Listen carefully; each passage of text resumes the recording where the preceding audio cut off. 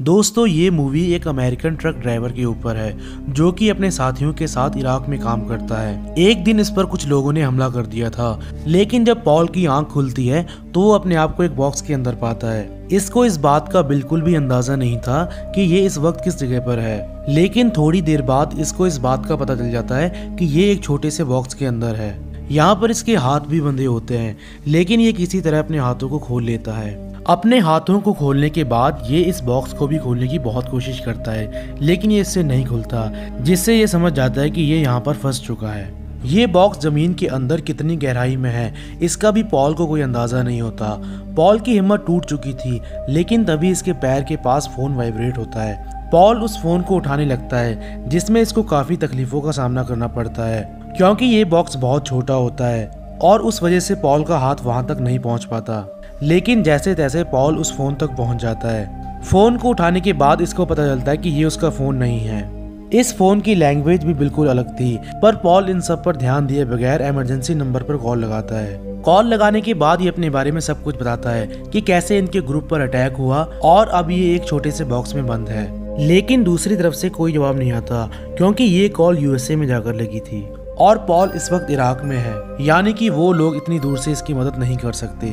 अब हम देखते हैं कि पॉल इसके बाद अपनी वाइफ को फोन लगाता है, पर इसकी वाइफ इसका फोन नहीं उठाती, इसलिए ये अपनी वाइफ को फोन ना कर सीधा FBI को फोन करता है। पॉल उन लोगों को अपनी पूरी बात बताता है कि वो कैसे यहाँ पर फंसा। इसी दौरान इसके फोन के नेटवर्क चले जाते हैं। इसको लगता है कि अब ये यहाँ से नहीं बच सकता। थोड़ी देर बाद इसके फोन के नेटवर्क आ जाते हैं। पॉल एक बात नोटिस करता है कि इसके फोन पर किसी की मिस कॉल आई है। जब ये उस नंबर पर कॉल करता है तो दूसरी तरफ से आवाज आती है कि सोल्जर, क्या तुम अभी जिंदा हो? पॉल ये सुनने के बाद उसे कहता है कि मैं कोई सोल्जर नहीं हूँ, मैं एक ट्रक ड्राइवर हूँ। पर वो आदमी कहता है कि तुम एक अमेरिकन हो और हर अमेरिकन हमारे लिए एक सोल्जर है।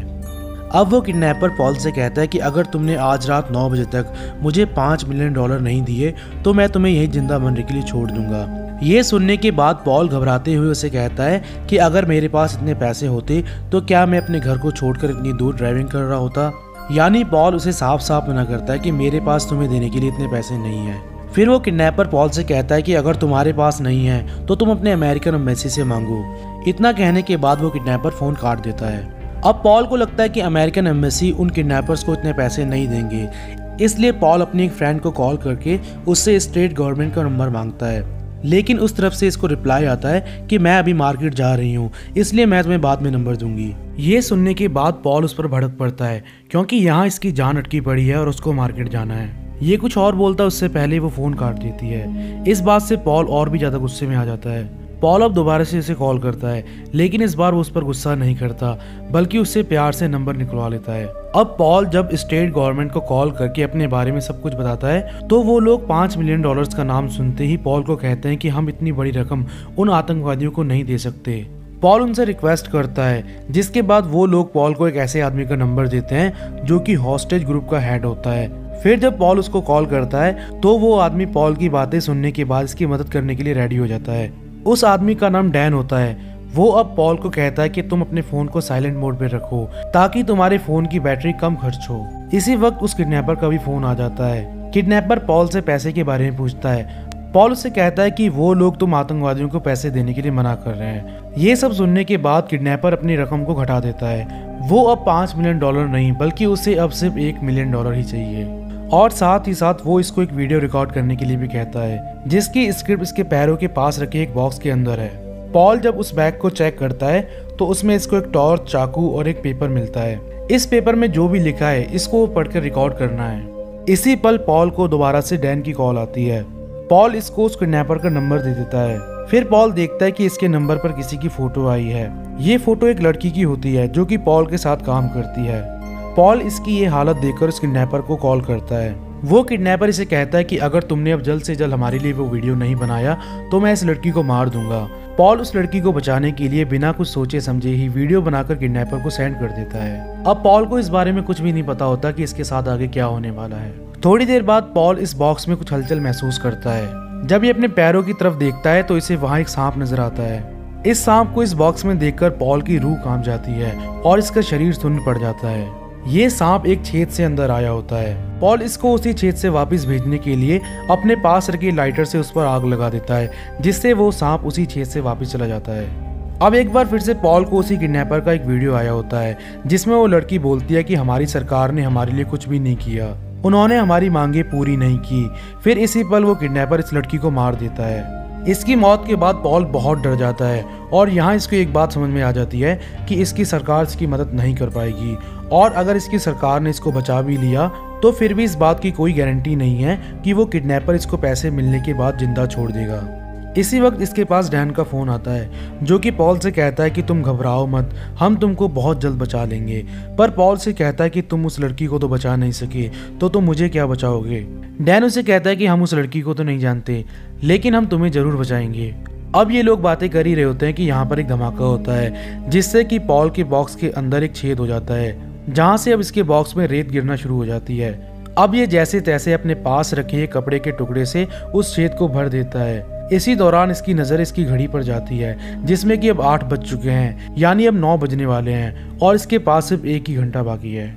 अगर इस 1 घंटे में डैन और उसके साथी इस तक नहीं पहुंचते तो वो किडनैपर इसको इसी बॉक्स में मरने के लिए छोड़ देगा।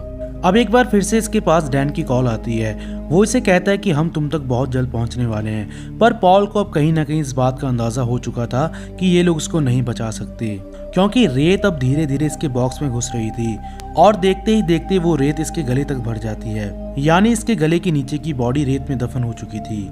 अब यहाँ एक बार फिर से उस किडनैपर का कॉल आता है जो कि इससे आखिरी बार पैसे मांगता है। पॉल उसे कहता है कि मेरे पास पैसे नहीं है। ये सुनने के बाद वो किडनैपर बहुत गुस्से में आ जाता है। वो इसको कहता है कि अब तुम मुझको एक और वीडियो भेजोगे जिसमें तुम अपनी खुद की उंगली काटोगे। पॉल उसको ऐसा करने से मना करता है पर वो किडनैपर इसके परिवार को मारने की धमकी देता है। पॉल अपने परिवार को बचाने के लिए इसकी बात मान लेता है। पॉल अपने घर पर फोन लगाता है पर इसकी वाइफ एक बार फिर से इसकी कॉल नहीं उठाती, इसलिए एक बार फिर से उसको वॉइस मैसेज भेजता है और कहता है कि तुम अपने घर से बाहर मत निकलना। अब दोस्तों पॉल अपने परिवार को बचाने के लिए अपनी एक उंगली काट देता है और इसकी वीडियो उस किडनैपर को सेंड कर देता है। उंगली काटने के बाद पॉल दर्द से पागल हो जाता है। इसको यहाँ पर इतना दर्द होता है कि यहाँ पर इसको अजीबोगरीब भ्रम आने लगते हैं। पॉल देखता है कि इसको इस बॉक्स से बाहर निकाल लिया गया है, लेकिन ये सब इसका भ्रम था, ऐसा कुछ भी नहीं हुआ। पॉल अब बिल्कुल हिम्मत हार चुका है क्योंकि अब किसी भी वक्त इसके बॉक्स में रेत भर जाएगी। इसी वक्त ये देखता है कि इसके फोन पे किसी की कॉल आती है जो कि इसकी वाइफ की होती है। पॉल ये देखकर बहुत इमोशनल हो जाता है।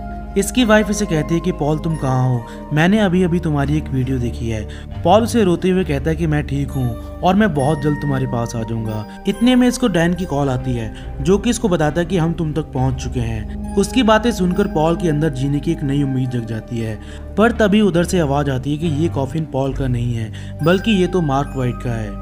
यानी दोस्तों वो लोग पॉल तक नहीं पहुंच सके बल्कि वो लोग किसी और की कॉफिन तक पहुंच जाते हैं। इसका मतलब कि वो लोग पॉल को नहीं बचा सकते। डैन पॉल को सॉरी कहता है और ये सुनने के बाद पॉल अब जीने की सारी उम्मीद छोड़कर इसी बॉक्स में दफन हो जाता है। रेत पूरे कॉफिन में भरने से पॉल की मौत हो जाती है और इसी के साथ ये मूवी यहाँ खत्म हो जाती है।